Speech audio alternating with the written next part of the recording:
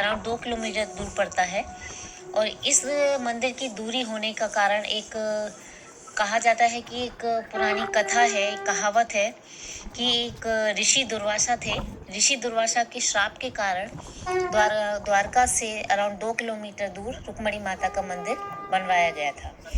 बहुत समय पहले की बात है कि रुक्मणी माता अपने सोने के रथ पे सवार होके ऋषि दुर्वासा से मिलने गई थी और उन्होंने आग्रह किया था कि आप हमारी नगरी में आइए, हम आपको भोजन के लिए आमंत्रित करने आए हैं। तो ऋषि दुर्वासा जहाँ रहते थे वो द्वारका से अराउंड 50 किलोमीटर दूर है। उस जगह को पिंडारा कहते हैं, उस जगह का नाम पिंडारा है। वहां पर ऋषि दुर्वासा वास करते थे।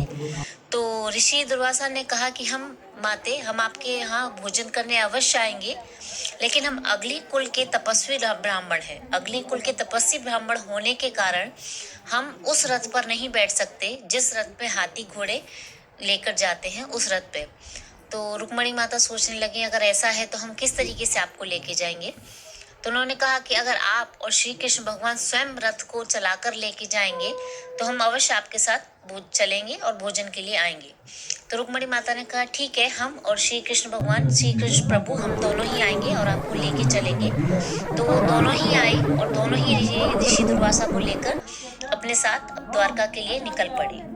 तो जैसे निकलने लगे और रास्ता जैसे जैसे जाता रहा, आधे रास्ते तक जाते जाते रुक्मणी माता के पैरों में छाले भी पड़ गए, हाथों में छाले पड़ गए और उनका कंठ, कहते हैं कि कंठ मीन्स गला, उनका गला सूखने लगा। तो उन्होंने श्री कृष्ण भगवान से अरदास की, उनको बोला प्रभु अब चल पाएंगे क्योंकि हमको बहुत प्यास लगी है, आप हमें पानी पिलाइए, हमें बहुत प्यास लगी, उसके बाद ही हम आगे जा सकते हैं।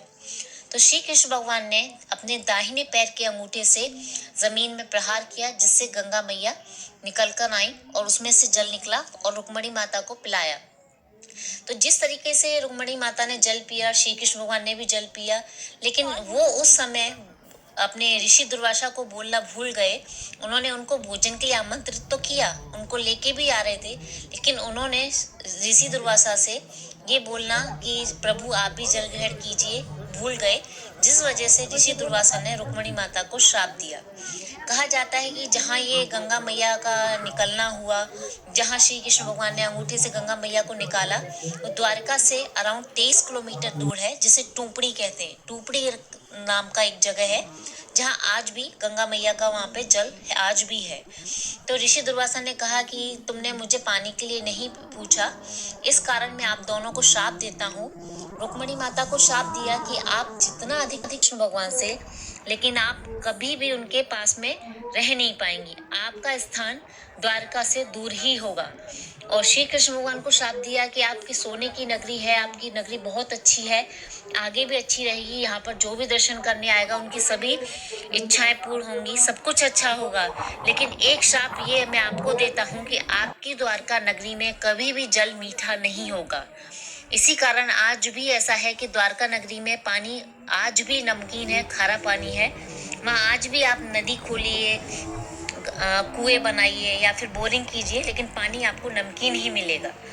तो कहा जाता है कि 12 वर्षों तक ऐसा हुआ था, कृष्ण भगवान और रुक्मणी माता ने 12 वर्ष तक इस श्राप का सुख नहीं लिया और 11 वर्ष तक इस श्राप को वो झेलते रहे। उसके बाद भी ऐसा आज भी है कि वहाँ पे द्वारका में मीठा पानी नहीं है। और आज भी रुक्मणी माता का जो मंदिर है वो बहुत ही अच्छा बनाया हुआ है। उस मंदिर में हाथी घोड़े सब मतलब बने हुए हैं। और उसी मंदिर में एक छोटा सा अंबाजी माता का भी मंदिर है और एक हनुमान जी की भी मूर्ति है। आज भी वहाँ ऐसा है कि रुक्मणी माता का पूरा श्रृंगार किया जाता है, जिस तरह से कृष्ण भगवान का होता है उसी तरीके से रुक्मणी माता का भी होता है।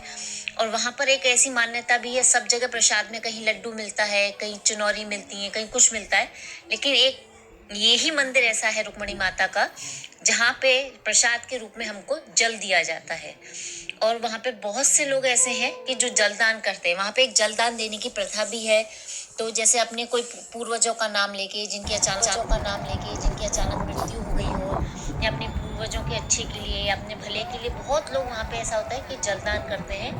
वहाँ जलदान का भी उन्होंने कुछ ऐसा किया हुआ है कि 500 रुपये हैं, 1100 रुपये हैं, और कुछ लोग गायदान भी करते हैं, लेकिन ज़्यादा से ज़्यादा लोग वहाँ जलदान करते हैं क्योंकि जलदान करने की प्रथा उधर बहुत ज़्यादा है।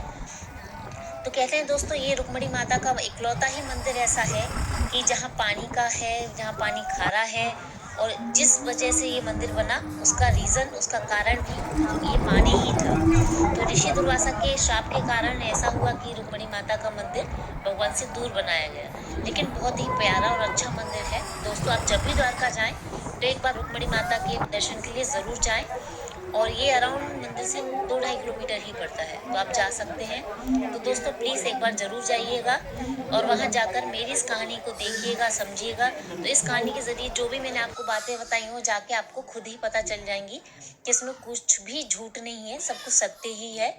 तो आप वहाँ के पुजारी को भी पूछेंगे तो वो भी आपको यही सब बताएँगे जो मैंने आपको बताया हुआ है। तो दोस्तों, प्लीज़ मेरे इस चैनल को ज़्यादा से ज़्यादा लाइक कीजिए, सब्सक्राइब कीजिए, शेयर कीजिए, ताकि ये सब कहानियाँ आप तक टाइम टू टाइम मैं आपको बताती रहूँ और आप ये सब कहानियाँ दूसरों तक पहुँचाते रहें।